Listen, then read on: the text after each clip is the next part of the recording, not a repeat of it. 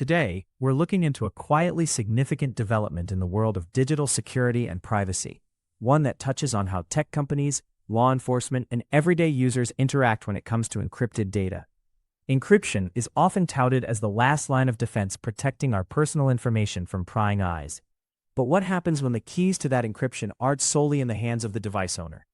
This story brings that question into sharp focus. Recently, Microsoft provided the FBI with a set of BitLocker recovery keys to unlock the hard drives of 3 laptops involved in a federal fraud investigation tied to the Pandemic Unemployment Assistance Program in Guam. BitLocker, for context, is Microsoft's built-in full-disk encryption tool used by default on many Windows computers. It's designed to protect data when a device is powered off by encrypting the entire hard drive, essentially scrambling the data so it can't be read without the correct key. However, by default, these BitLocker recovery keys are uploaded to Microsoft's cloud services. This means Microsoft holds a copy of the encryption keys, which can be accessed under certain circumstances, including legal requests from law enforcement agencies like the FBI. In this case, after seizing the encrypted laptops, the FBI served a warrant to Microsoft, which then provided the necessary recovery keys to decrypt the drives. This isn't a one-off incident.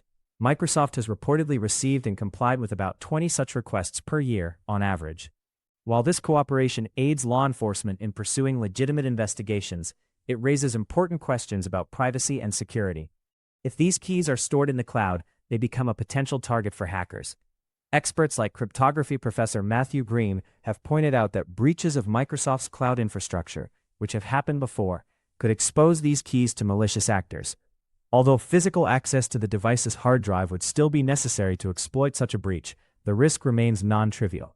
In the short term, we can expect continued tension between the needs of law enforcement and the privacy concerns of users. Companies like Microsoft will likely maintain their current practice of storing recovery keys to comply with legal requests, which means encrypted devices are not as impervious as many might assume. For users, this means understanding that encryption is a strong but not absolute barrier. The keys might exist beyond their own control. Looking further ahead, this dynamic could drive shifts in how encryption is handled industry-wide.